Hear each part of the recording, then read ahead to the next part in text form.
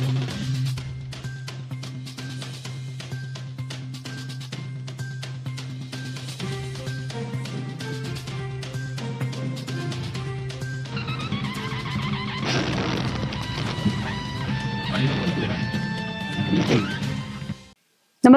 आपण पाहता हिरकणी न्यूज.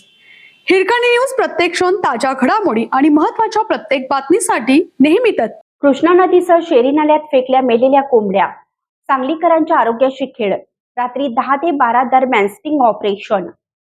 सांगली येथील बायपास पुलावरून मेलेल्या कोंबड्या कृष्णा नदीच्या पाण्यात सातत्याने फेकल्या जात असल्याचा धक्कादायक प्रकार समोर आला आहे.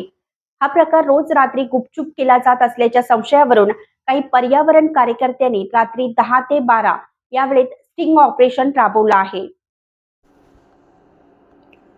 कृष्णा नदीत विशेषतः आयर्विन पूल ते बायपास या पूल टप्प्यात मगरीचा सतत वावर का आहे याबाबत प्रश्न उपस्थित केला जातो.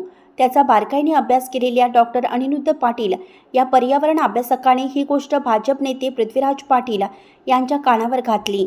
त्यांनी आयुक्त संचिता महापात्र यांच्याकडे याबाबत तक्रार केली. त्यावेळी महापात्र यांनी हे धक्कादायक असल्याचं कबूल केलं. मात्र आजवर असे काही आमच्या निदर्शनास आले नाही असा प्रश्न उपस्थित केला. भाजपचे प्रदेशाध्यक्ष आमदार रवींद्र चव्हाण यांचे विशेष कार्य अधिकारी संतोष साखरे सांगलीत आले होते. त्यांनी महापालिका अधिकारी, पोहणारे लोक आणि पर्यावरण कार्यकर्त्याशी संवाद साधला. जे घडतंय ते गंभीर आहे, त्याविरोधात तातडीनं कारवाई करा अशा सूचना दिल्या.